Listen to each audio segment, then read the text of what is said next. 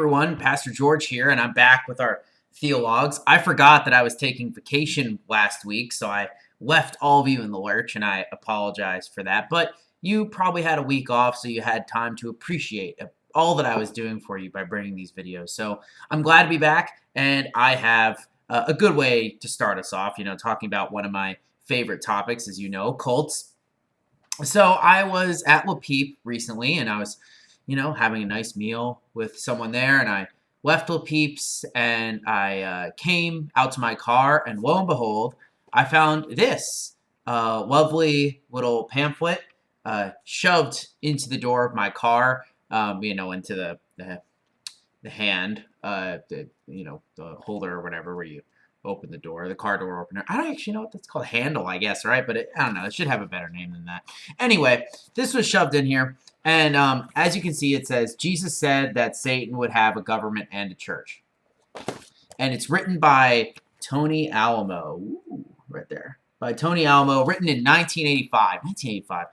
So long ago. I wasn't even born then, right? That's basically the dark ages to me. So, most people, 99% of people, probably you guys, have gotten stuff like this before, and most of the time you take it and you just, crumple it up and you throw it in the trash. I mean, that's what I'm going to do after I finish this video, but the video isn't finished yet, so I thought I would read through it, see what it is. I already have. Don't worry, I'm not going to read it to you.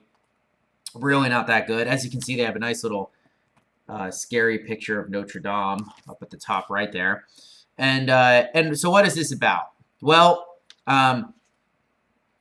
what he said here, or what he is thinking Jesus is saying here, is that you need to be on the lookout for the authorities and things like that. One of the things that he really doesn't spend that much time on, he really does not quote the Bible all that much. It's clearly he does, but he doesn't use it. It's not like a Jesus said this type of thing, right? It's also just very nitpicky, and I'll get into it. But first, before I get into this, sorry, I need to give context. So you maybe have gotten these before. You might not know, who Tony Alamo Ministries, worldwide is. I had to do research on this a while ago.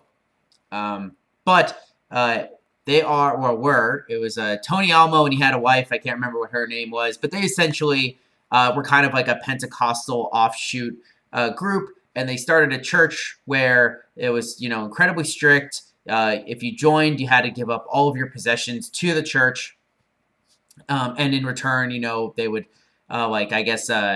feed you and house you. They had a compound or whatever. They believed that Tony Almo's wife was going to rise from the dead, that she would resurrect, and so she died, and she didn't. So they buried her in the ground or whatever. He's clearly was a charismatic guy. He's dead now. He died in federal detention because of tax evasion and other things. People eventually brought him down, and they think there was a lot of really depraved and terrible sexual crime going on as well. Apparently, there's a documentary about it, but I haven't seen it.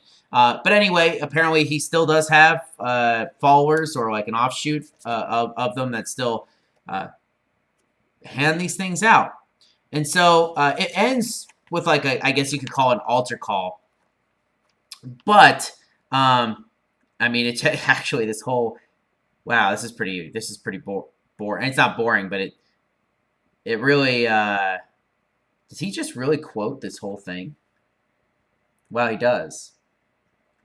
Wow, yeah, so he just ends this by just quoting the Gospel of Matthew, but like a huge, 150 verses from it. But anyway, what is this all about, right? What is this about? It says, Jesus said that Satan would want a government and a church. So what is he saying? Well, he's saying that the Catholic Church has infiltrated the United States government and has Ronald Reagan in their throes. And that Ronald Reagan is trying to help the Catholic Church, Pope John Paul II, take over, and that he was, clearly very anti-Catholic, this guy, and that he uses it to basically say that the Americans need to impeach Ronald Reagan, He says this. He says, Ronald Reagan has broken our godly U.S. Constitution in favor of Roman canon law. And then in parentheses, he has Satan's law. And according to the secular law, the godly U.S. Constitution must be impeached with his whole administration without delay if we wish to please God and get back into his grace and thus escape the eternal hell. And so basically, and I could have a guess on this. I could have a guess why Tony Alamo would have something that says that the Roman Catholic Church has infiltrated the United States government, because the United States government is responsible in going after him, right, for doing all these terrible things, and he takes a special shot at the FBI and the IRS and the Department of Labor. And it just like they use our tax dollars to fund like the Gestapo agencies of the Catholic Church. It's really, really ridiculous and off the wall here. And I mean, it just goes to show that you need to be really, really careful. And the fact that he doesn't really quote the Bible that much, right? Like all he does is say that if you can understand this, if you get it, if you get what this is saying, then you understand what Jesus is saying in John when he says that you hear, if you hear me and you understand, then you're my child, right? It's manipulative to say that, like to just take Jesus out of context and say, oh, and if you're listening to Tony Alamo, then you're not like one of those normal people that just writes this off. You understand what he's saying, right? And it's manipulative and things like that. But it's important. The reason I wanted to do this is it's important to really know your Bible and know your theology and know, kind of the things that I've been talking about on this channel. So if you ever run into the person, I've always wanted to run into the person who does this, right? I've never actually been at the door and gotten like the person doing this. It's always when I've gone into the store, and I've always wanted to be there. So you could run into them and actually have a good conversation about it, right? And be like, well, why do you think this? Like, don't you know such and such a thing, right?